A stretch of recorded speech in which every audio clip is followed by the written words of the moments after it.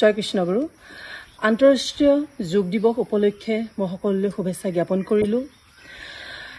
আজি পৃথিৱীৰ 194খন দেশে আন্তঃৰাষ্ট্ৰীয় যোগ দিৱস পালন কৰিছে। ভাৰততো সকলো ঠাইতে আজি এই দিনটো পালন কৰিছে। ভাৰতৰ মাননীয় প্ৰধানমন্ত্ৰী শ্ৰীযুত নৰেন্দ্ৰ মোদী ডাঙৰীয়াই জম্মু কাশ্মীৰত আন্তঃৰাষ্ট্ৰীয় যোগ দিৱস এই অনুষ্ঠানটোত অংশগ্ৰহণ কৰিছে।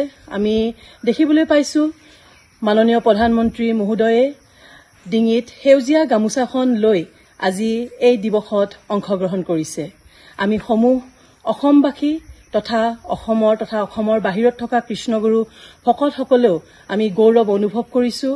আমি আনন্দত অভিভূত হৈছোঁ আৰু এই চেগতে প্ৰধানমন্ত্ৰী মহোদয়লৈ আমি কৃতজ্ঞতা জ্ঞাপন কৰিছোঁ, কাৰণ এই গামোচাখন আমাৰ আপোন, আমাৰ স্বাভিমান।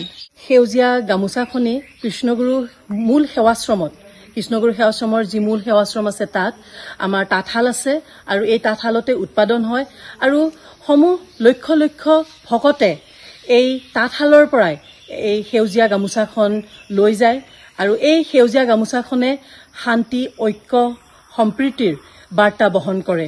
তাৰ বাবে আমি ভাৰতৰ সন্মানীয় প্ৰধানমন্ত্ৰী মহোদয়ক আমি কৃতজ্ঞতা জ্ঞাপন কৰিছোঁ।